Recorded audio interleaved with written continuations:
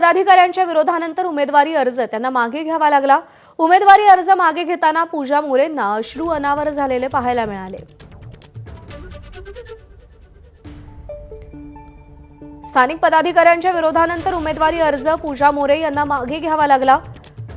पुण्यातून पूजा मोरे यांना भाजपने उमेदवारी दिलेली होती, पण स्थानिक पदाधिकाऱ्यांमध्ये यामुळे तीव्र नाराजीची लाट होती आणि त्या नाराजी पुढे नमतं घेत पूजा मोरे यांना आपला उमेदवारी अर्ज मागे घ्यावा लागलेला आहे आणि हा उमेदवारी अर्ज मागे घेत असताना त्यांना अश्रू अनावर झाले।